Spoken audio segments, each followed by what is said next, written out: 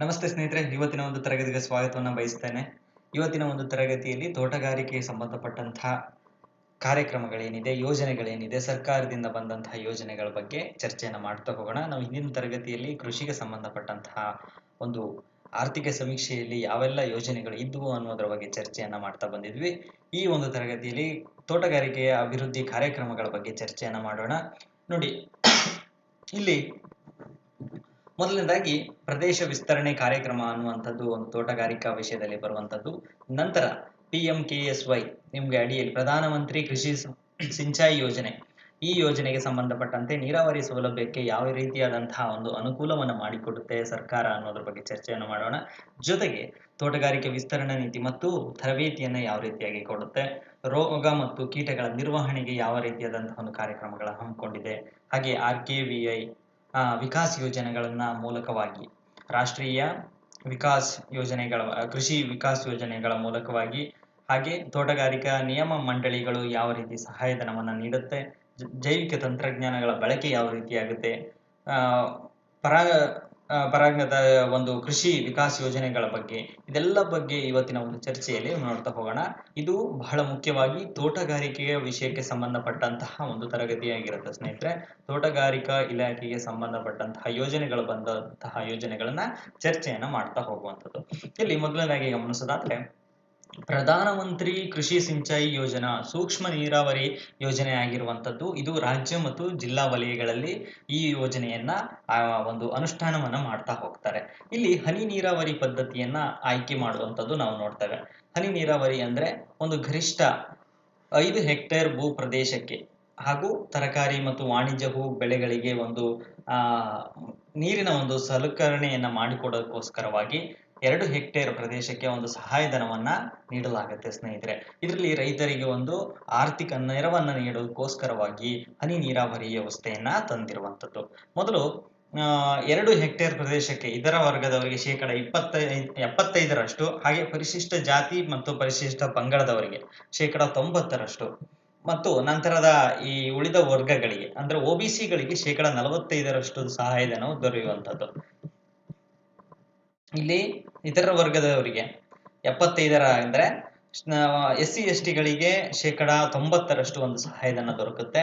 ಇನ್ನು OBCಗಳಿಗೆ 45% ಸಹಾಯಧನ ದೊರೆಯುವಂಥದ್ದು ಈ ಒಂದು ಯೋಜನೆಯಲ್ಲಿ. ಪ್ರಧಾನಮಂತ್ರಿ ಕೃಷಿ ಸಿಂಚಾಯಿ ಯೋಜನೆ, ಈ ಒಂದು ಹನಿ ನೀರಾವರಿಯ ಒಂದು ಯೋಜನೆಗಳು ಇದಾಗಿರುವಂಥದ್ದು. ಇನ್ನು ನಂತರದಲ್ಲಿ ರಾಷ್ಟ್ರೀಯ ತೋಟಗಾರಿಕಾ ಮಿಷನ್. ಈ ಒಂದು ಮಿಷನ್ ನಲ್ಲಿ ಒಂದು ಸಸ್ಯವನ್ನ ಬೆಳೆಯುವಂತಹ ಒಂದು ನರ್ಸರಿಗಳು ಬರುವಂಥದ್ದು. ಇಲ್ಲಿ ನರ್ಸರಿಗಳನ್ನ ಯಾವ ರೀತಿಯಾಗಿ ಸಹಾಯಧನ ಮಾಡುತ್ತೆ ಸರ್ಕಾರ. ಇಲ್ಲಿ ಸಾರ್ವಜನಿಕ ವಲಯದಲ್ಲಿ ಒಂದು ನರ್ಸರಿಗಳನ್ನ ಒಂದು ಪ್ರಾರಂಭ ಮಾಡಿದ್ರೆ ಇಲ್ಲಿ 100% ಒಂದು ಸಹಾಯಧನವನ್ನು ನೀಡುವಂಥದ್ದು. ಹಾಗೆ ಒಂದು ಹೆಕ್ಟೇರ್ನಲ್ಲಿ ನೀವು ಪ್ರತಿ ಹೆಕ್ಟೇರಿಗೆ 25 ಲಕ್ಷದಂತೆ ಒಂದು ಸಹಾಯಧನ, ಹಾಗೆ ಗರಿಷ್ಠ 4 ಹೆಕ್ಟೇರ್ ವರೆಗೂ ಕೂಡ ಒಂದು ಸಹಾಯಧನವನ್ನ ಕೊಡುವಂತಹ ಒಂದು ಸರ್ಕಾರ ಪ್ರಯತ್ನ ಮಾಡುತ್ತೆ. ಯಾವುದು ಮಾದರಿ ಸಸ್ಯಗಾರ ಒಂದು ಅಡಿ, ರಾಷ್ಟ್ರೀಯ ತೋಟಗಾರಿಕಾ ಮಿಷನ್ ಅಡಿಯಲ್ಲಿ ಬರುವಂತಹ ಒಂದು ಯೋಜನೆ ಇದಾಗಿರುತ್ತೆ. ಇನ್ನು ಖಾಸಗಿ ವಲಯದಲ್ಲಿ ಕನಿಷ್ಠ 4 ಹೆಕ್ಟೇರ್ ವರೆಗೆ ಮಾತ್ರ ಇದು ಒಂದು ಅವಕಾಶವನ್ನ ಕೊಟ್ಟಿರುವಂಥದ್ದು. ಘಟಕ ವೆಚ್ಚ ಅಂತ ಹೇಳಿ ಒಂದು 25 ಲಕ್ಷದವರೆಗೆ ಇಲ್ಲಿ ನಿಮಗೆ ಸಿಗುವಂಥದ್ದು.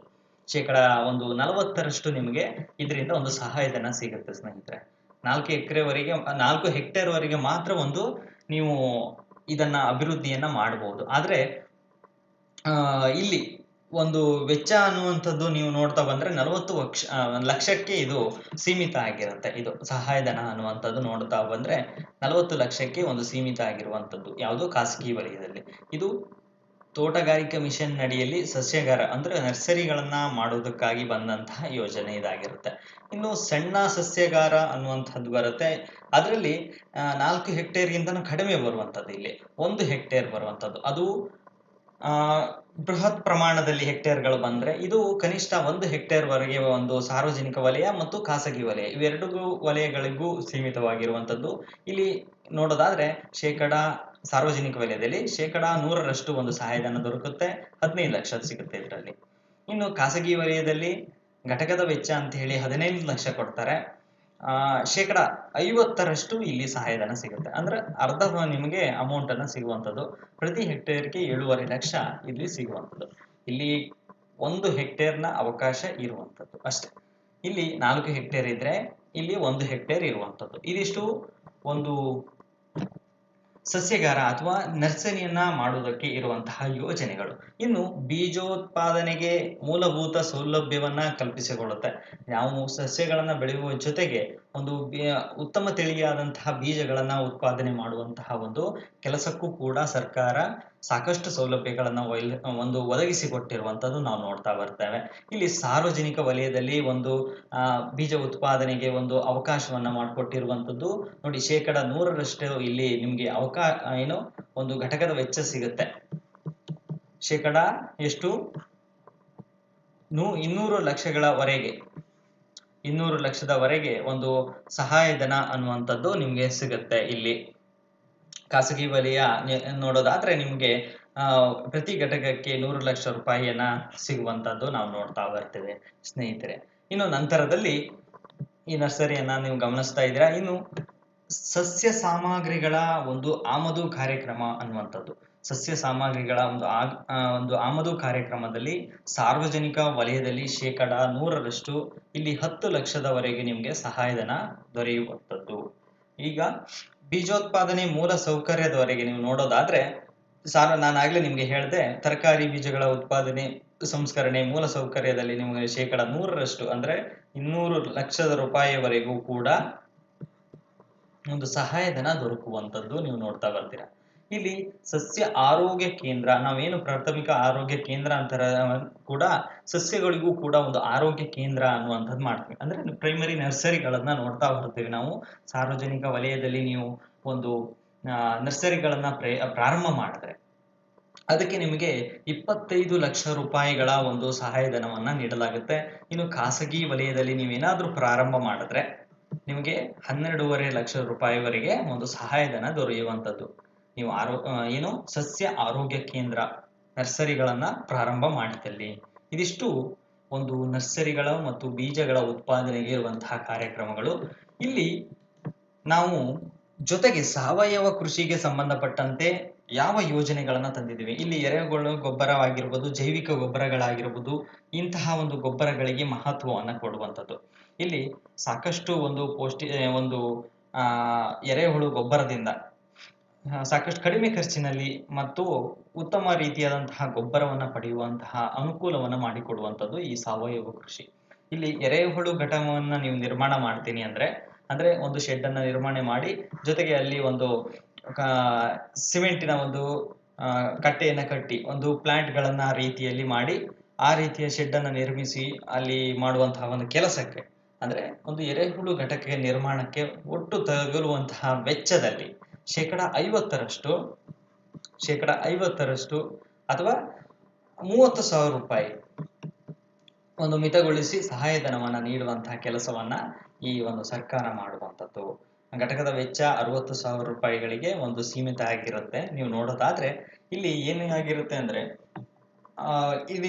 ಇದಕ್ಕೆ ಕಡಿಮೆ ರೀತಿಯಾದ ಖರ್ಚಿನಲ್ಲಿ ಮಾಡುವಂತಹ ಕೆಲಸಗಳು ಇದಾಗಿರುತ್ತೆ. ಎರೆಹುಳು ಘಟಕಕ್ಕೆ ಜಾಸ್ತಿ ಆದಂತಹ ಒಂದು ವೆಚ್ಚ ಆಗುವುದಿಲ್ಲ. ಹಾಗಾಗಿ ಇಲ್ಲಿ 50% ಅಥವಾ 30,000 ರೂಪಾಯಿಗಳ ಒಂದು ಮಿತಿಯಲ್ಲಿ ಸಹಾಯಧನ ದೊರಕಿಸಿಕೊಡುವಂಥದ್ದು. ಇದು ಸಾವಯವ ಕೃಷಿಗೆ ಸಂಬಂಧಪಟ್ಟಂತಹ ಯೋಜನೆಯಾಗಿರುವಂಥದ್ದು.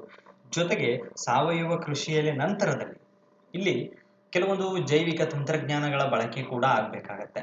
ಇಲ್ಲಿ ಜೈವಿಕ ನಿಯಂತ್ರಣಗಳ ಉತ್ಪಾದನಾ ಪ್ರಯೋಗಾಲಯನ್ನ ಪ್ರಾರಂಭ ಮಾಡಿರುವಂಥದ್ದು ನಾವು ನೋಡ್ತೀವಿ. ಅಂದ್ರೆ ಕೆಲವೊಂದು ಉತ್ಪಾದನೆಗೆ ಸಂಬಂಧಪಟ್ಟಂತೆ ಒಂದು ಪರಿಸರಕ್ಕೆ ಸಂಬಂಧಪಟ್ಟ ಒಂದು ಬೀಜಗಳ ಉತ್ಪಾದನೆ, ಅಲ್ಲಿನ ಒಂದು ತಳಿಯ ಉತ್ಪಾದನೆ, ಈ ತಳಿಗಳಿಗೆ ಯಾವ ರೀತಿಯಾದಂತಹ ರೋಗ ಹತೋಟಿಗಳನ್ನ ಮಾಡುವಂಥದ್ದು, ಇದೆಲ್ಲವನ್ನ ಕೂಡ ಬಯೋ ಕಂಟ್ರೋಲ್ ಲ್ಯಾಬ್ಗಳನ್ನ ಪ್ರಾರಂಭ ಮಾಡಿ ಅಲ್ಲಿ ಬರುವಂತಹ ರೋಗಗಳು ಯಾವ್ಯಾವು, ಆ ರೋಗಗಳಿಗೆ ಪರಿಹಾರಗಳು ಏನೇನು, ಇಂತಹ ಒಂದು ಕಾರ್ಯಕ್ರಮಗಳನ್ನ ಸರ್ಕಾರ ಜಾರಿ ತರಬೇಕಾಗತ್ತೆ. ಯಾವುದ್ರ ಮೂಲಕವಾಗಿ? ಬಯೋ ಕಂಟ್ರೋಲ್ ಲ್ಯಾಬ್ಗಳ ಮೂಲಕವಾಗಿ. ಇಲ್ಲಿ ಆ ಬಯೋ ಕಂಟ್ರೋಲ್ ಲ್ಯಾಬ್ಗಳನ್ನ ಸಾರ್ವಜನಿಕ ವಲಯದಲ್ಲಿ ಒಂದು ಸಂಸ್ಥೆಯನ್ನ ಸ್ಥಾಪನೆ ಮಾಡಿದ್ರೆ ಅಂದ್ರೆ ಮೊದಲ ಹಂತದಲ್ಲಿ 100% ನಮ್ಗೆ 100% ಒಂದು ಸಹಾಯಧನ ಕೊಡುವಂಥದ್ದು. ಇಲ್ಲಿ 90 ಲಕ್ಷ ರೂಪಾಯಿವರೆಗೆ ಇಲ್ಲಿ ನಿಮಗೆ ಸಹಾಯಧನ ಸಿಗುತ್ತೆ. 90 ಲಕ್ಷ ರೂಪಾಯಿವರೆಗೆ ನಿಮಗೆ ಸಹಾಯಧನ ದೊರಕುವಂಥದ್ದು. ಇನ್ನು ಖಾಸಗಿ ವಲಯದಲ್ಲಿ ನೀವು ಇದೇನಾದರೂ ಬಯೋ ಲ್ಯಾಬ್ಗಳನ್ನು ಸ್ಥಾಪನೆ ಮಾಡಿದ್ರೆ 45 ಲಕ್ಷ ರೂಪಾಯಿವರೆಗೆ ಸಹಾಯಧನ ದೊರಕುವಂಥದ್ದು. ಯಾವುದಕ್ಕೆ? ಜೈವಿಕ ನಿಯಂತ್ರಕಗಳ ಉತ್ಪಾದನಾ ಒಂದು ಪ್ರಯೋಗಾಲಯವನ್ನ ನೀವು ಸ್ಥಾಪನೆ ಮಾಡಿದ್ರೆ.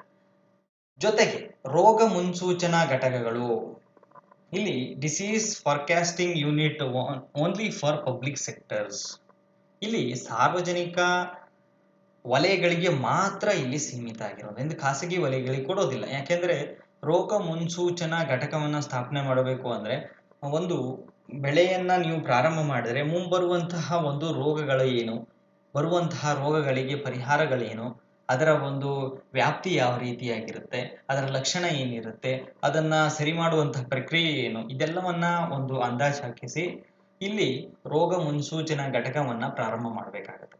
ಹಾಗಾಗಿ ಇಲ್ಲಿ ಸಾರ್ವಜನಿಕ ವಲಯಕ್ಕೆ ಮಾತ್ರ ಆದ್ಯತೆ ಇರುವಂತದ್ದು. 100% ಒಂದು ಸಹಾಯಧನ ದೊರೆಯುತ್ತೆ. 6 ಲಕ್ಷದವರೆಗೆ ಒಂದು ಸಹಾಯಧನ ಇಲ್ಲಿ ದೊರಕುವಂಥದ್ದು.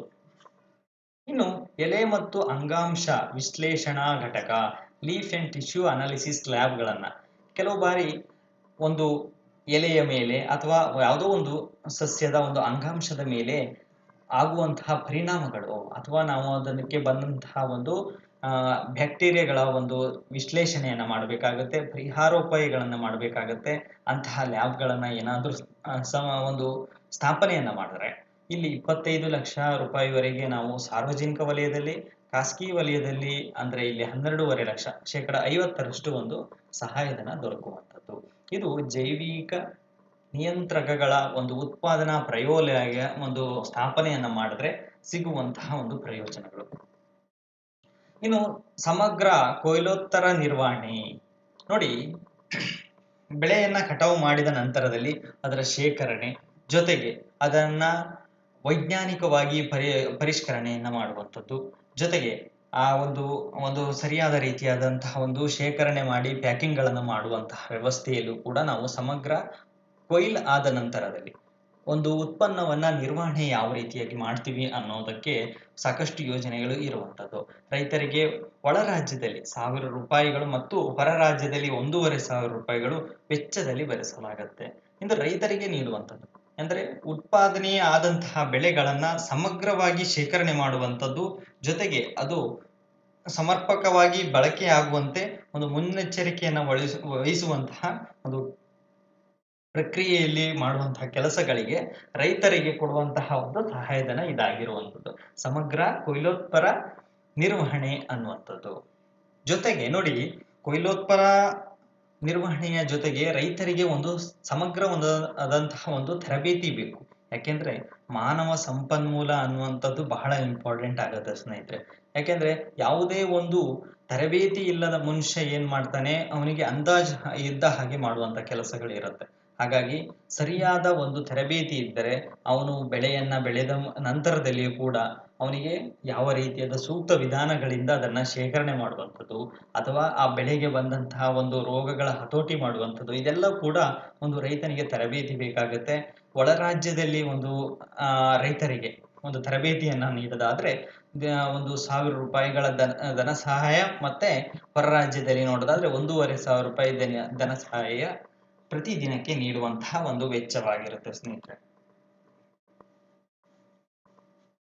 ಇನ್ನು ನಂತರದಲ್ಲಿ ತೋಟಗಾರಿಕೆಯಲ್ಲಿ ಯಂತ್ರೀಕರಣವನ್ನ ಬಳಸುವಂಥದ್ದು ನೋಡಿ, ತೋಟಗಾರಿಕೆಯನ್ನ ಪ್ರತಿಯೊಂದು ಮಾನವ ಅವಲಂಬಿತವಾಗಿ ಬಳಸದೆ ಕೆಲವು ಬಾರಿ ಯಂತ್ರೋಪಕರಣಗಳಿಂದನೂ ಕೂಡ ಅದನ್ನ ಉಳುಮೆಯನ್ನ ಮಾಡುವಂಥದ್ದು ಅಥವಾ ಅದಕ್ಕೆ ಯಾಂತ್ರೀಕೃತವಾಗಿ ನಡೆಸುವಂತಹ ಕೆಲಸಗಳನ್ನ ಮಾಡಿಸುವಂಥದ್ದು, ಇದು ಕೂಡ ನಡೆಯುವಂಥದ್ದು. ಇಲ್ಲಿ ಟ್ರ್ಯಾಕ್ಟರ್ನ ಕೊಡುವಂತಹ ಒಂದು ಪ್ರಯತ್ನ ಕೂಡ ಆಗತ್ತೆ. ಇಷ್ಟರವರೆಗೆ 20 HP ಯವರೆಗೆ ಟ್ರ್ಯಾಕ್ಟರ್ನಲ್ಲಿ 20 HP ಯವರೆಗೆ ಕೊಡುವಂತಹ ಒಂದು ಪ್ರಯತ್ನ ನಡೆಯುತ್ತೆ. ಇನ್ನು ಸಾಮಾನ್ಯ ರೈತರಿಗೆ ನೋಡಿ, ಸಾಮಾನ್ಯ ರೈತರಿಗೆ 25%ರಂತೆ ಗರಿಷ್ಠ ಇಲ್ಲಿ 0.75